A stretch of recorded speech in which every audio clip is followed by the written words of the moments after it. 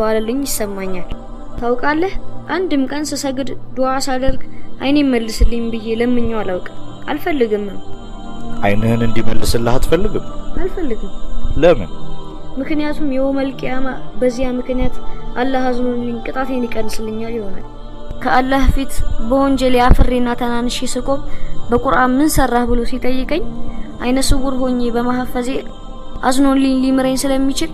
ዛሬ በዱንያ ማየቱ ይቅርብኝ አላህ የፈለገው ማህሪ ነውና እኔንም ይምረኝ ይሆናል አልহামዱሊላህ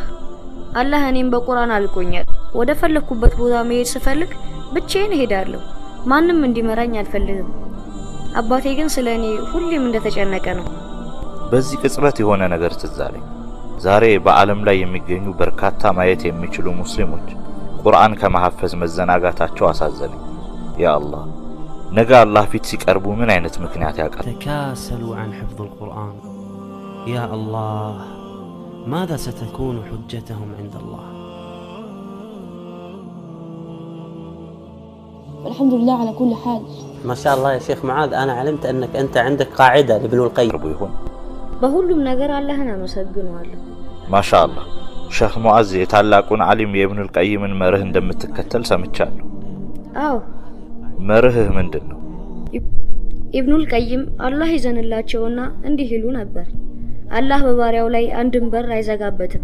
ከእዝነቱ የሆነ ሁለት በሮችን ቢከፍትለትኝ ያ ማለት በጓደኞች መካከል ሆነ እነሱ ሲጫወቱ አንተ እንደነሱ መጫወት ባለመቻልህ አትከፋም ማለት ነው በፍጹም አይከፋኝም አንዳንድ ሰዎች አይናቸው ስለማያይ እንደ ጉድለት ይታያቸዋል ብዬ አልዋሽም ልጅ ያለው አንዳንድ ጊዜ ከፋይ ነበር በአሁኑ ሰዓት ግን ፍጹም አልከፋም የአላህን ውሳኔ ወድጄ ተቀብየዋለሁ የአላህ መልእክተኛ ሰለላሁ ዐለይሂ ወሰለም እንዲህ ብለዋል አላህ በሁለት ወዳጆቹ ወይም አይኖቹ ፈትኖት የሰበረን ሰው በጀነት ይከሰዋል الله የጀነት الفردوس ወራሾች ያድርገን اللهم الله أن نكون من ورثة جنة الفردوس اللهم آمين فرت همومي وانشرح قلب